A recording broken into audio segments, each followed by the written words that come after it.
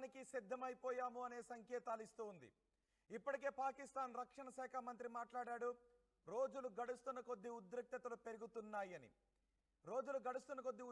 పెరుగుతున్నాయి. క్షేత్రంలో భారత్ చాలా సీరియస్గా వెళుతోంది అని పాకిస్తాన్ రక్షణ శాఖ మంత్రి అంటున్నాడు. క్షేత్రంలో భారత్ చాలా తీవ్ర చర్యలు తీసుకుంటోంది అని పాకిస్తాన్ రక్షణ శాఖ మంత్రి అంటూ ఉన్నాడు. ఈ నేపథ్యంలో పాకిస్తాన్ కూడా మేము యుద్ధానికి సిద్ధమనే సంకేతాలు ఇస్తోంది. ఇప్పుడు పాకిస్తాన్ తన యుద్ధ సన్నాహాల గురించిన వీడియోలు రిలీజ్ చేసింది. ఆ వీడియోలు ఇప్పుడు మీరు ఆర్టీవీ స్క్రీన్ పైన చూస్తున్నారు. మా నావికా దళం కూడా సిద్ధంగా ఉంది అని చెప్తోంది. మా వైమానిక దళం సిద్ధంగా ఉంది అని చెప్తోంది. మా ఆర్మీ కూడా సిద్ధంగా ఉంది అని పాకిస్తాన్ మిలిటరీ విభాగం చెప్తోంది. ఇప్పటికే రోజు రోజుకి భయంలో ఉన్న పాకిస్తాన్ వాళ్ళ యుద్ధ సన్నాహాల గురించిన వీడియోలు రిలీజ్ చేశారు. ఇప్పుడు మీరు ఆర్టీవీ స్క్రీన్ పైన చూస్తూ ఉన్నారు. యుద్ధ ట్యాంకర్లను సరిహద్దులకు తరలిస్తోంది పాకిస్తాన్. అంతేకాదు కొన్ని నిర్ణయాలను కూడా తీసుకుంటోంది. ఐఎస్ఐ చీఫ్కి జాతీయ భద్రతా సలహాదారు, నేషనల్ సెక్యూరిటీ అడ్వైజర్ పదవిని కూడా కట్టబెట్టింది. ఐఎస్ఐ చీఫ్కి జాతీయ భద్రతా సలహాదారు పదవిని కూడా కట్టబెడుతూ నిర్ణయాన్ని తీసుకుంది. మరోవైపు పాకిస్తాన్ ఉగ్ర మూలకం, పాకిస్తాన్ ఉగ్రగురువు, పాకిస్తాన్ పెంచి పోషిస్తున్న లష్కరే తోయిబా చీఫ్ హఫీజ్ సయీద్కి భారీ భద్రతను కల్పిస్తూ కూడా నిర్ణయాన్ని తీసుకుంది. ఎక్కడ భారతదేశం హఫీజ్ సయీద్ని వేసేస్తుందోననే భయం పాకిస్తాన్లో కనిపిస్తూ ఉంది. పిఓకేను ఎక్కడ భారత్ స్వాధీనం చేసుకుంటుందో అనే భయం పాకిస్తాన్కి ఉంది. పాకిస్తాన్పై యుద్ధాన్ని ప్రకటిస్తే పాకిస్తాన్ రూపురేఖలు, అస్తిత్వం ఎక్కడ మొత్తం మారిపోతుందో, కోల్పోతుందనే భయం ఉంది. అందుకే చూడండి ఒకసారి ఆర్టీవీ స్క్రీన్ పైన. ఇప్పుడు మీరు చూస్తున్నది పాకిస్తాన్ యుద్ధ సన్నాహాలను ఆర్టీవీ స్క్రీన్ పైన చూస్తున్నారు. పాకిస్తాన్ కొన్ని వీడియోస్ని రిలీజ్ చేసింది. మేము దేనికైనా సిద్ధంగా ఉన్నామని. ఇప్పటికే మా దగ్గర అణుబాంబులు ఉన్నాయి.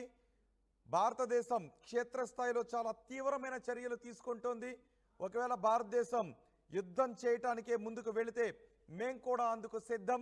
మా అస్తిత్వానికి దెబ్బతీసే పరిస్థితులే వస్తే మేము అణుబాంబులు వేయడానికైనా సిద్ధమని పాకిస్తాన్ అంటుంది. అందుకే చూడండి ఒక్కసారి ఆ ఆర్టీవీ స్క్రీన్ పైన ఇప్పుడు మీరు చూస్తున్నది పాకిస్తాన్ సైన్యాన్ని బోర్డర్లోకి పంపిస్తున్నటువంటి దృశ్యాలు, పాకిస్తాన్ వైమానిక దళాన్ని అలర్ట్ చేస్తున్నటువంటి దృశ్యాలు, పాకిస్తాన్ నావికా దళం సిద్ధమవుతున్నటువంటి దృశ్యాలు, ఇవన్నీ కూడా పాకిస్తాన్ రిలీజ్ చేసింది. అంటే భారత్ ఎక్కడ తగ్గట్లేదు కాబట్టి మేము కూడా యుద్ధానికి సిద్ధమనే సంకేతాలను భారత్ ఇస్తుంది. అంటే ఇప్పటికే పాకిస్తాన్ ఆర్మీ రాజీనామాలు చేసి వెళ్ళిపోతున్నటువంటి నేపథ్యంలో పాకిస్తాన్ అడుగుతోంది వాళ్ళ రాజీనామాలు చేస్తున్న వృద్ధ సైనికులను తిరిగి సైన్యంలో చేరండి అని చెబుతూ మేకపోతు గాంభీర్యాన్ని ప్రదర్శిస్తుంది. మనం ఇప్పటికే ఎలక్ట్రానిక్ వార్ఫేర్ని లాంటి వ్యవస్థలను కూడా సరిహద్దులో మోహరించి ఉంచాం. పాకిస్తాన్కి చెందిన డ్రోన్లు, విమానాలు, యుద్ధ విమానాల నావిగేషన్ని జామ్ చేయడానికి కావాల్సిన చర్యలు తీసుకున్నాం. మన త్రివిధ దళాలు సిద్ధంగా ఉన్నాయి. నిన్నే మనం పాకిస్తాన్కి పై యుద్ధానికి భారత తీసుకునే చర్యలకు సంబంధించి భారత ఆర్మీకి, భారత త్రివిధ దళాలకు పూర్తి స్వేచ్ఛనిచ్చాం. భారత మిలిటరీకి పూర్తి స్వేచ్ఛనిస్తూ నిర్ణయాన్ని తీసుకున్నట్టు చెప్పినటువంటి సమయంలో పాకిస్తాన్కి ఇప్పుడు ఏం చేయాలో దిక్కుతోచక ఇదిగో పాకిస్తాన్ సైన్యం మాక్ డ్రిల్ చేస్తోంది. చూడండి ఒకసారి ఆర్టీవీ స్క్రీన్ పైన పాకిస్తాన్ సైన్యం డ్రిల్ చేస్తూ ఉంది. ఆ డ్రిల్ దృశ్యాలను సోషల్ మీడియాలో రిలీజ్ చేస్తుంది. మేము దేనికైనా సిద్ధం, మేము యుద్ధానికి సిద్ధంగానే ఉన్నాం, మా సైనికులు సిద్ధంగా ఉన్నారు, మా ట్యాంకర్లు సిద్ధంగా ఉన్నాయి, మా మిలిటరీ సిద్ధంగా ఉంది అనే సంకేతాలను ఇస్తూ ఇలా డ్రిల్ చేస్తున్న దృశ్యాలను ఇప్పుడు సోషల్ మీడియాలో పోస్ట్ చేసింది. ఒకవైపు భయం వెంటాడుతోంది, మరోవైపు మేము దేనికైనా సిద్ధంగా ఉన్నాము అనే మేకపోతు గాంభీర్యాన్ని ప్రదర్శిస్తూ వాళ్ళు ముందుకు వస్తూ ఉన్నారు. ఒకసారి మా ప్రతినిధి మనోజ్ ఉన్నారు, మనోజ్తో మాట్లాడదాం.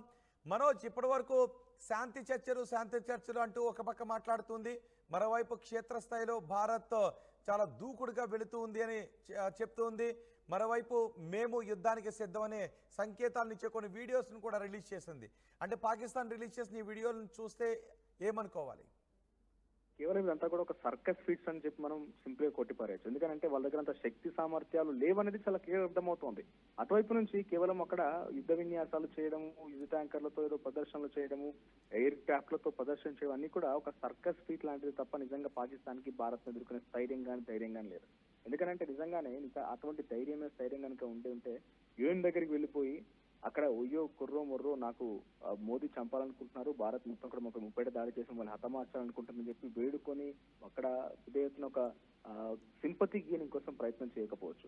ప్రస్తుతం యుద్ధ విన్యాసాలు చేస్తోందని అంటే ఇంకొక ఇంపాక్ట్ మనం చాలాసార్లు మాట్లాడుకున్నాం రోహిత్. వారి దగ్గర ఫ్యూయల్ కూడా లేదు. ఈ యుద్ధ విన్యాసాలు చేస్తూనే ఆ ఫ్యూయల్ మొత్తం కూడా పూర్తిగా కిల్ చేస్తారేమో అని చెప్పి అక్కడ ప్రజలు కూడా భయపడుతుంటున్నారు. బహుశా వాళ్ళకి నిజంగానే యుద్ధం చేయాలంటే ప్రతి దాంట్లో కూడా ఫ్యూయల్ మ్యాండేట్ కాబట్టి 4 days ఆఫ్ ఫ్యూయల్ స్టాక్ మాత్రమే వాళ్ళ దగ్గర ఉంది నిజంగా యుద్ధం చేయాలంటే.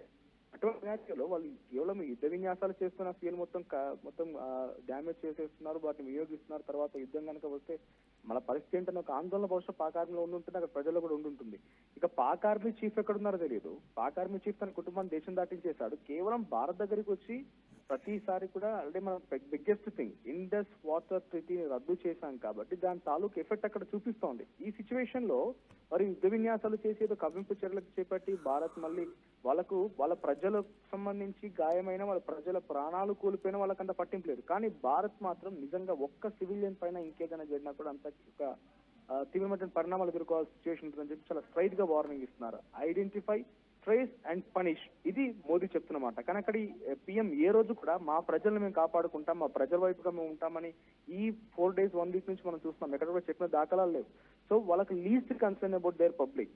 ఆ పబ్లిక్ కూడా ఇంట్రెస్టింగ్ గా కొన్ని సోషల్ మీడియాలో వార్తా కథనాలు లేకపోతే కొన్ని వెబ్సైట్ లో వచ్చే వార్తలు చూస్తుంటే పిఎం మోడీకి మెయిల్ ద్వారా లెటర్ ద్వారా చెప్తున్నారంట, ఇన్ఫాక్ట్ మా పాక్ ఆర్మీ చీఫ్ ని తీసుకెళ్లిపోండి, మా పాక్ ఆర్మీని ఏమైనా చేసుకోండి కానీ మమ్మల్ని బ్రతికించండి అన్నట్టుగా వాళ్ళు వేడుకుంటున్నారట.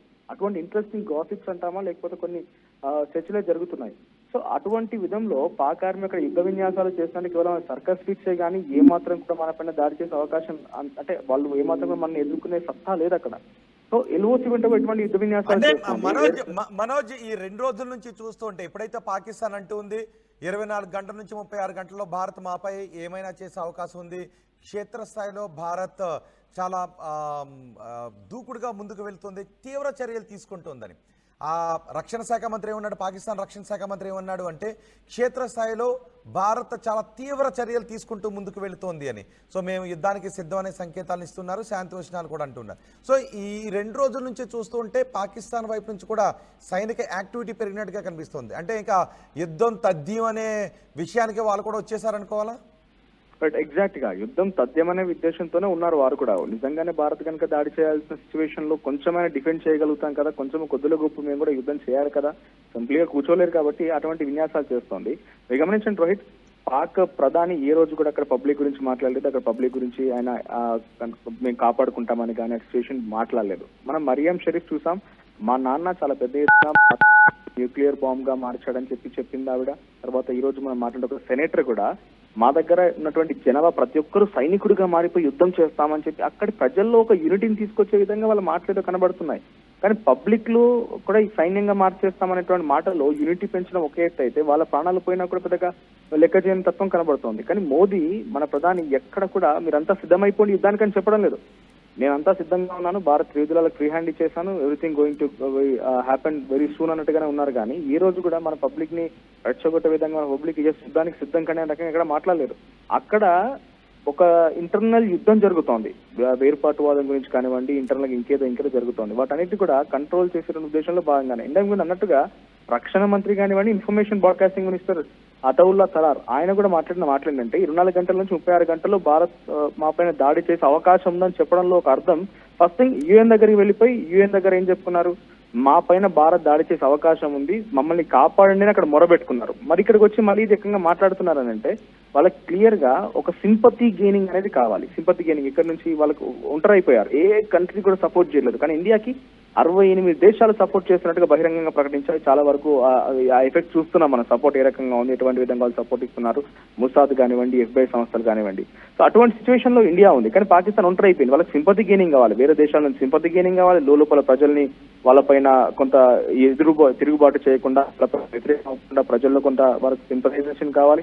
సింపతి గెయినింగ్ కోసం వాళ్ళంతా మాట్లాడుతున్నారు. నిజంగా దాడి చేయాల్సి వస్తే మోడీ లాంటి powerful prime minister world wide గా తనకంటూ ఒక కరిస్మాటిక్ లీడర్ గా ఉన్న ఆయన మేము వస్తున్నాము ముహూర్తం పెట్టుకుని వెళ్తారా? వాళ్ళు చెప్పినట్టుగా 24 గంటలు 36 గంటలు అని చెప్పి ముహూర్తం పెట్టుకుని ముహూర్తం ఖాయమైపోయింది అన్నట్టుగా వాళ్ళు దాడి చేయరు, ఇక్కడ దాడి చేస్తామని చెప్పరు.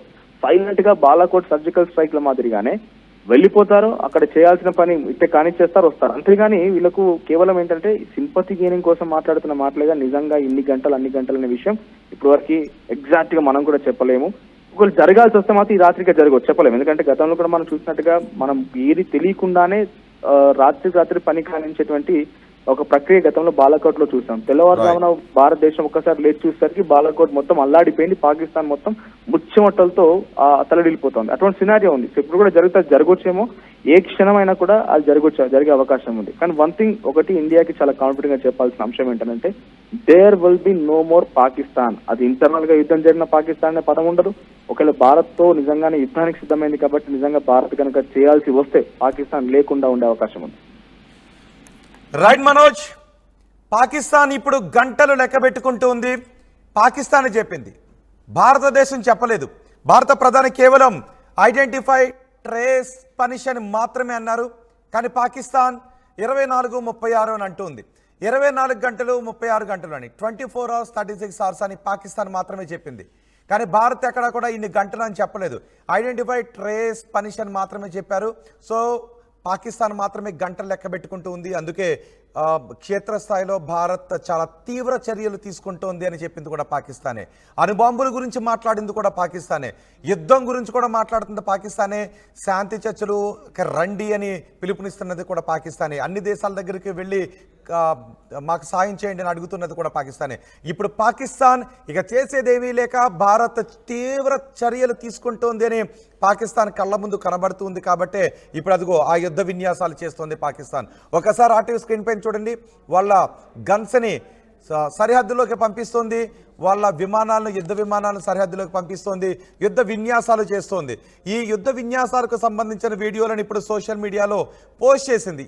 ఏ తేదీలన యుద్ధ విన్యాసాలు చేశామన్నదాన్ని చూడండి. ఒకసారి అక్కడ ఒక గుట్టపై ఉన్నటువంటి దాన్ని పేల్చివేస్తూ ఆ దృశ్యాన్ని కూడా మీడియాలో పోస్ట్ చేస్తుంది. అలాగే యుద్ధ విమానాలను, సైనిక యుద్ధ విన్యాసాలను కూడా, ఇలా నావికాదళ విన్యాసాలను కూడా ఇప్పుడు సోషల్ మీడియాలో పోస్ట్ చేసి మేము సిద్ధంగా ఉన్నామని చెప్తుంది.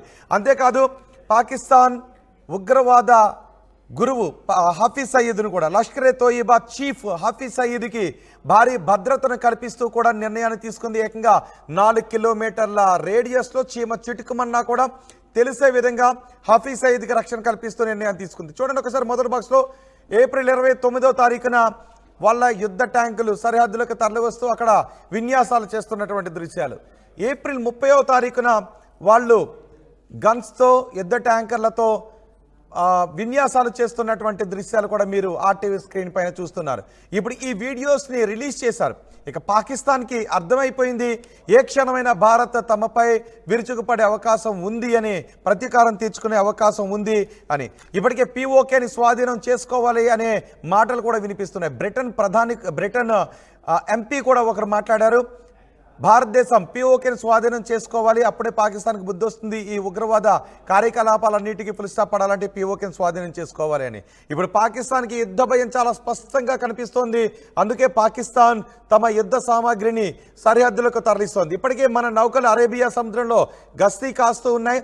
ఈ నేపథ్యంలో పాకిస్తాన్ కూడా మేము అరేబియా సముద్రంలో మా నావికా దళం కూడా విన్యాసాలు చేస్తోంది అంటూ ఇప్పుడు మీరు ఆర్టీవీ స్క్రీన్ పైన చూస్తున్నదే పాకిస్తాన్ నావికా దళ విన్యాసాలు.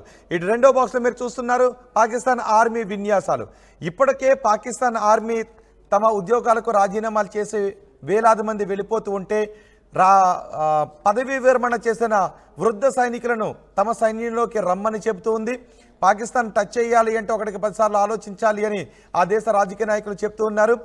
మేము చర్చలకు సిద్ధం, కానీ భారతదేశం చర్చలకు రావడం లేదు, చాలా తీవ్ర చర్యలతో ముందుకు వెళ్తోందని. ఎస్, భారతదేశం చాలా తీవ్రంగానే పరిగణించింది. భారత పౌరులను 28 మందిని మన కాశ్మీర్లో పొట్టన పెట్టుకున్న తర్వాత ఇక ఉపేక్షించాల్సిన అవసరం లేదు, మనం తీవ్రంగానే ఆలోచించాల్సిన అవసరం ఉంది అంటూ భారతదేశం దూకుడుగానే ముందుకు వెళ్తుంది. అందుకే వాళ్ళు ప్రపంచ దేశాల ముందుకు వెళ్ళి చర్చించుకుందాం అని అంటూ ఉన్నప్పటికీ కూడా మనం చెప్పేశాం నో చర్చలు అని, నో డిస్కషన్స్, ఓన్లీ యాక్షన్. ఇక చర్చలు లేవు, ఓన్లీ యాక్షన్ అని మాత్రమే మనం చెప్పేశాం.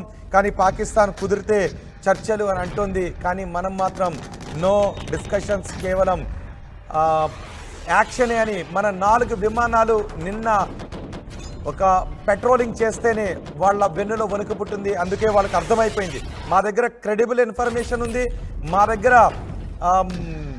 మా నిఘా సంస్థలు ఇచ్చినటువంటి విషయం కూడా మా దగ్గర ఉంది, రాబోయే 24 గంటల్లోనో 36 గంటల్లోనో భారత్ ఏదో చేయబోతోందని. మనం ఎక్కడా కూడా ఇన్ని గంటలు అని చెప్పలేదు, రాబోయే 24 గంటలని చెప్పలేదు, రాబోయే 36 గంటలని చెప్పలేదు, రాబోయే వారం రోజులని కూడా మనం ఏమీ చెప్పలేదు. కేవలం మనం రక్షణ శాఖ మంత్రితోనో లేదంటే త్రివిధ దళాలతోనో మనం సమావేశం నిర్వహించుకుని ఏం చెయ్యాలి అనే విషయం గురించి ముందుకు వెళ్తూ ఉన్నాం. నిన్న మాత్రం ఏం చేసినా ఓకే అంటూ త్రివిధ దళాలకు కూడా స్వేచ్ఛనిచ్చేసాం. ఇప్పుడు త్రివిధ దళాలు, మన మిలిటరీ ఏం చేయబోతోంది, మిలిటరీకి ప్రభుత్వం స్వేచ్ఛనిచ్చేస్తున్న సమయంలో మిలిటరీ ఏం చేయబోతోంది. ఇప్పటికే సరిహద్దుల్లో మనం వార్ఫేర్స్ని కూడా మోహరించి ఉన్నాం, ఎలక్ట్రానిక్ వార్ఫేర్స్ని కూడా మనం సరిహద్దుల్లో మోహరించి ఉన్నాం. అంటే ఏ క్షణంలోనైనా ఏదైనా జరిగే అవకాశం ఉంది. ఒకవేళ పాకిస్తాన్ డ్రోన్స్ని పంపిస్తే వాటి వ్యవస్థను, వాటి నావిగేషన్ వ్యవస్థను మనం బ్రేక్ చేసే అవకాశం ఉంది. వాటి యుద్ధ విమానాలు వస్తే వాటి నావిగేషన్ వ్యవస్థను బ్రేక్ చేసే అవకాశం ఉంది. సో ఇప్పుడు మనం ఎలక్ట్రానిక్ వార్ఫేర్స్ని కూడా సరిహద్దుల్లో మోహరించున్న సమయంలో ఇదిగో పాకిస్తాన్ ఇప్పుడు చేస్తున్నటువంటి మాక్ డ్రిల్స్ ఇవే, యుద్ధ సన్నాహాలు ఇవే, యుద్ధానికి సంబంధించి మేము కూడా సిద్ధమయ్యామని చెప్తున్నటువంటి దృశ్యాలను రిలీజ్ చేసింది. మరి మీరేమనుకుంటున్నారు? పాకిస్తాన్ కూడా ఇప్పుడు మేము యుద్ధానికి సిద్ధమైపోయాము అంటూ యుద్ధ సామాగ్రిని సరిహద్దులకు తరలిస్తున్న సమయంలో మీరేమనుకుంటున్నారు? భారత ప్రజలుగా మీరేమనుకుంటున్నారో మీ అభిప్రాయాన్ని కామెంట్ బాక్స్లో తెలియచేయండి.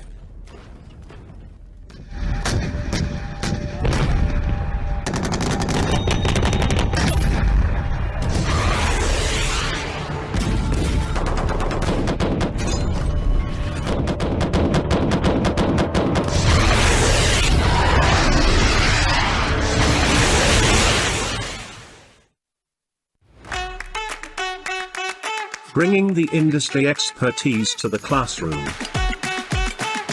KL deemed to be university.